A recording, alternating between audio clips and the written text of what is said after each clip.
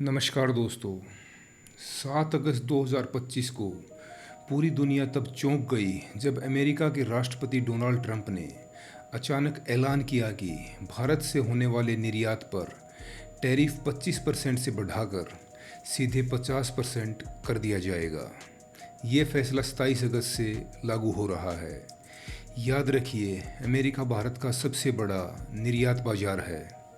करीब 18% भारतीय एक्सपोर्ट केवल अमेरिका को ही जाता है और इनमें सबसे ज़्यादा हिस्सा लेदर, टेक्सटाइल, जेम्स ज्वेलरी और दवाइयों का है। ट्रंप के इस कदम के बाद सिर्फ 48 घंटे में ही हज़ारों करोड़ के अमेरिकी ऑर्डर रद्द हो गए।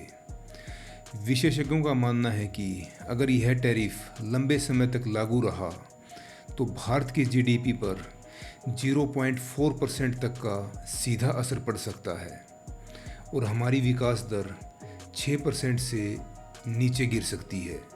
अब सवाल उठता है, डोनाल्ड ट्रंप जो भारत यात्रा के दौरान खुद को प्रधानमंत्री नरेंद्र मोदी का परम मित्र बताते थे, अचानक इतने नाराज क्यों हो गए?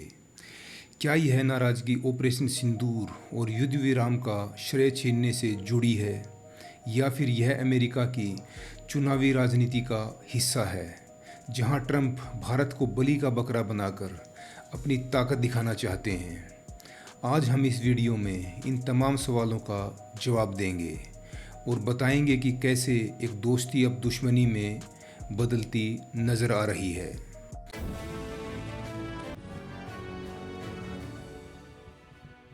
दोस्तों, साल 2025 की शुरुआत भारत के लिए सुनहरे सपनों जैसी थी।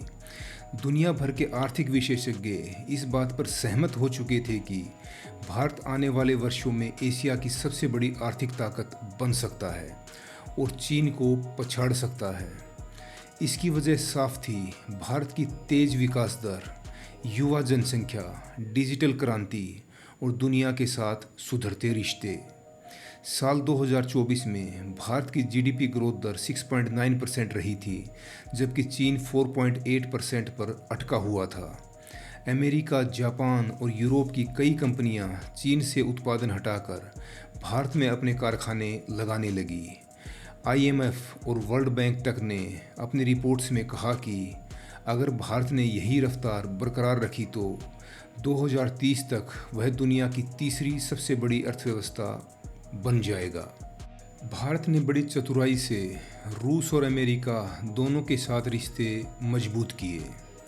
रूस से भारत सस्ते दामों पर कच्चा तेल खरीद रहा था, जिससे पेट्रोल डीजल की कीमतें नियंत्रण में थी और इंडस्ट्रीज़ को एनर्जी सस्ती मिल रही थी। दूसरी तरफ अमेरिका से भारत ने हाई टेक तकनीक और निवेश खींचा। अमेरिकी कंपनीज एप्पल, गूगल, टेस्ला ने भारत में अरबों डॉलर का निवेश किया।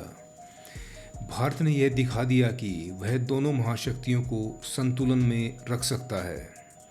यह संतुलन चीन के लिए सिरदर्द बन गया, क्योंकि चीन चाहता था कि भारत हमेशा अमेरिका और रूस के बीच उलझा रहे। भारत की बढ़ती ताकत पड़ोसियों को खलने लगी। खासकर चीन को यह मंजूर नहीं था कि अमेरिकी और यूरोपीय कंपनियां चीन छोड़कर भारत जाएं। इसलिए चीन ने पाकिस्तान के साथ मिलकर भारत को अस्थिर करने की योजना बनाई। 22 अप्रैल 2025 को पाकिस्तान प्रायोजित आतंकियों ने जम्मू कश्मीर के पहलगाम में आतंकी हमला किया। इसमें 26 निर्दोष लोगों की बेरहमी से हत्या की गई। हमला इस तरह किया गया कि देश में सांप्रदायिक दंगे भड़क जाएं, लेकिन भारतीय जनता ने संयम दिखाया। नतीजा यह हुआ कि पाकिस्तान और चीन की यह साजिश बुरी तरह नाकाम रही। भारत सरकार और सेना ने इस हमले का सख्त जवाब दिया। ऑपरेशन सिंदूर नामक सैन्य कार्रवाई में भारतीय वायुसेना ने पाकिस्तान के आतंकी ठिकानों और एयरबेस को तबाह कर दिया। यह ऑपरेशन इतना सटीक था कि पाकिस्तान की सेना को भारी नुकसान हुआ। दुनिया भर में भारत की सैन्य क्षमता और इंटेलिजेंस की तारीफ हुई। खास बात यह रही कि भारत ने अपनी छवि को अंतर्राष्ट्रीय मंच पर सकारात्मक बनाए रखा। अमेरिका और रूस ने भारत की कार्रवाई को आत्मरक्षा का अधिकार कहा। भारत की जनता में भी उत्साह था कि देश ने आतंकवादियों और उनके आकाओं को सबक सिखाया। हालांकि पाकिस्तान और चीन की संयुक्त साजिश नाकाम हुई, लेकिन भारत सरकार विपक्ष के राजनीतिक जाल में फंस गई।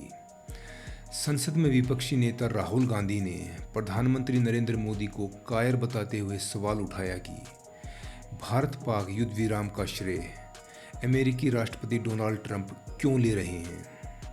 उन्होंने मांग की कि प्रधानमंत्री खुले तौर पर कहें कि ट्रंप झूठ बोल रहे हैं। इस बयानबाजी ने घरेलू राजनीति को गरमा दिया। बार बार सार्वजनिक मंचों पर प्रधानमंत्री को सफाई देनी पड़ी कि युद्ध विराम में किसी तीसरे देश का हाथ नहीं था। यही बयानबाजी अमेरिकी राष्ट्रपति ट्रंप को खटक गई, क्योंकि वे खुद को दुनिया का चौधरी मानते हैं। वह युद्ध विराम का श्रेय लेकर नोबेल शांति पुरस्कार जीतना चाहते थे। जब भारत ने इस दावे को नकार दिया तो ट्रंप नाराज हो गए। ट्रंप की लंबे समय से इच्छा है कि इस बार का शांति का नोबेल पुरस्कार उन्हें ही दिया जाए। इसके चलते वे दुनिया भर के युद्धों में खुद ही बीच में कूद पड़ते हैं और उसे रुकवाने का दावा भी करते हैं। भारत पाकिस्तान के अलावा Israel Iran, Israel Hamas, Thailand Cambodia जैसे युद्ध रुकवाने का भी ट्रंप दावा कर चुके हैं। इजराइल, कंबोडिया और पाकिस्तान जैसे देशों ने आधिकारिक रूप से ट्रंप को नोबेल पुरस्कार दिए जाने की मांग की है, लेकिन भारत ने ऐसा नहीं किया। भारत ने दो टूक कहा कि ऐसे सवाल व्हाइट हाउस से पूछे जाने चाहिए, ना कि भारत से। ऐसे में ट्रंप को मिर्ची लगना तय था। इसके अलावा ट्रंप ने अपनी चुनावी सभाओं में बार बार दावा किया था कि जैसे ही वे सत्ता में आएंगे, रूस यूक्रेन युद्ध तुरंत ख़त्म कर देंगे। लेकिन 2025 तक आते आते यह वादा उनकी सबसे बड़ी नाकामी बन गया। 24 फरवरी 2022 से शुरू हुआ युद्ध अब 42 महीने से अधिक समय से चल रहा है और संयुक्त राष्ट्र की रिपोर्ट के मुताबिक इसमें अब तक 5.3 लाख से ज़्यादा लोगों की जान गई है। अमेरिका और यूरोप ने रूस पर अब तक 14,000 से ज़्यादा प्रतिबंध लगाए, लेकिन पुतिन पीछे नहीं हटे। ट्रंप ने 2025 में राष्ट्रपति बनने के बाद भी कई बार पुतिन और जेलेंस्की से फ़ोन पर बात की, लेकिन नतीजा शून्य रहा। उनकी नाराज़गी भारत पर इसलिए भी है क्योंकि 2023-2024 में भारत ने रूस से $58 बिलियन का कच्चा तेल आयात किया, जबकि 2021-22 में यह आंकड़ा सिर्फ $7 बिलियन था, यानी 2 साल में 700% की बढ़ोतरी। ट्रंप का मानना है कि भारत की इस खरीद से रूस को हर महीने अरबों डॉलर की कमाई हो रही है और यही पैसा यूक्रेन युद्ध को लंबा खींच रहा है। इसलिए वे भारत पर ऊंचे टैरिफ लगाकर उसे सज़ा देना चाहते हैं। इसके अलावा भारत रूस का सबसे बड़ा हथियार खरीदार भी है। आंकड़ों के अनुसार 2018 से 2023 के बीच भारत ने रूस से लगभग $13 अरब के हथियार खरीदे और आने वाले वर्षों के लिए $10 अरब के नए सौदे पक्के किए हैं। भारत की सेना के करीब 65% उपकरण रूसी तकनीकी पर निर्भर हैं, चाहे वो सुखोई 30 लड़ाकू विमान हो, T-90 टैंक हो या S-400 एयर डिफेंस सिस्टम। ऐसे में भारत के लिए रूस से दूरी बनाना लगभग नामुमकिन है, लेकिन अमेरिका चाहता है कि भारत रूस की आर्थिक और सैन्य मदद बंद करे और यही खींचातान रिश्तों में तनाव पैदा कर रही है। इसके अलावा अमेरिका और भारत के बीच तनाव की एक बड़ी वजह कृषि और डेयरी बाजार भी है। भारत का कृषि और डेयरी सेक्टर करीब $400 बिलियन का है और इसमें 12 करोड़ से ज़्यादा किसान और पशुपालक सीधे तौर पर जुड़े हुए हैं। यही कारण है कि भारत सरकार किसी भी हाल में विदेशी दबाव के आगे झुकने को तैयार नहीं है। अमेरिका लगातार भारत से मक्का, सोयाबीन, सेब और डेयरी प्रोडक्ट्स पर टैरिफ कम करने की मांग कर रहा है। अगर भारत यह मांग मान लेता है तो लाखों करोड़ों फार्मर्स और मिल्क प्रोड्यूसर्स की आजीविका पर संकट आ सकता है। कई महीनों से दोनों देशों के बीच ट्रेड डील पर बातचीत चल रही है, लेकिन भारत अपने किसानों के हित में अडिग है।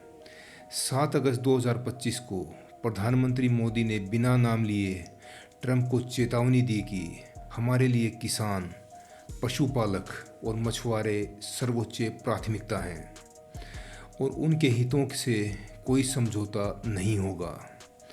जानकारों का मानना है कि ट्रंप की भारत पर टैरिफ बढ़ाने की नाराज़गी के पीछे यह असफल व्यापार डील भी एक अहम कारण है। दोस्तों, आज भारत विकास की उस पटरी पर दौड़ रहा है जहां पूरी दुनिया की निगाहें उस पर टिकी हुई हैं। IMF और वर्ल्ड बैंक की ताज़ा रिपोर्ट साफ कहती हैं कि 2025 में भारत दुनिया की सबसे तेज़ी से बढ़ती बड़ी अर्थव्यवस्था बना रहेगा, जिसकी विकास दर 6.3% से भी ऊपर रहने का अनुमान है। लेकिन यह भी सच है कि सफलता के रास्ते में रुकावटें आना स्वाभाविक है। दुश्मन ताकतें जलन में भारत की तरक्की को रोकने की कोशिश करेंगी, चाहे वो ऊंचे टैरिफ हों, असफल व्यापार डील्स हों या भू राजनीतिक दबाव। भारत के लिए सबसे बड़ी चुनौती यही है कि वह कैसे रूस जैसे रणनीतिक साझेदार को नाराज़ किए बिना अमेरिका जैसे महाशक्ति को भी साधे।